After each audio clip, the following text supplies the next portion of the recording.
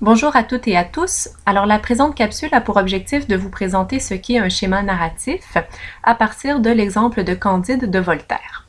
Alors un schéma narratif est composé de différents éléments du récit. Le premier de ces éléments est ce qu'on appelle la situation initiale ou la scène d'exposition, dans laquelle on va présenter les principaux personnages, le lieu et l'action, mais le tout dans un certain équilibre. Ensuite, l'événement perturbateur, qu'on appelle aussi l'élément déclencheur, va venir justement rompre l'équilibre établi dans la situation initiale. Il va aussi déclencher un certain nombre d'actions vécues par le personnage qu'on va appeler les péripéties. Ces péripéties vont ensuite mener à ce qu'on appelle la situation finale qui va clore le récit par un certain retour à un équilibre, mais un équilibre différent de la situation initiale.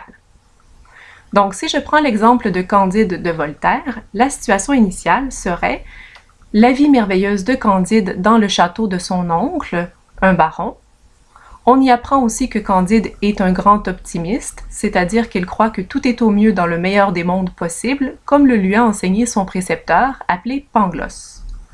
Or, événement perturbateur, Candide va être expulsé du château, séparé de son amoureuse Cunégonde. Séparé de Cunégonde, il va vouloir la retrouver, ce qui va l'amener à vivre un certain nombre de péripéties, donc des actions au cours desquelles il va découvrir le monde. En cherchant son amoureuse, il va donc constater que le monde n'est pas aussi beau qu'il le croyait. Toutes ces péripéties, toutes ces actions vont l'amener à une situation finale, un certain équilibre où il va vivre de nouveau avec Cunégonde, mais comme il va avoir fait l'expérience du monde, qui n'est pas aussi beau qu'il le croyait, il va être beaucoup moins naïf qu'il l'était au début, donc beaucoup moins optimiste.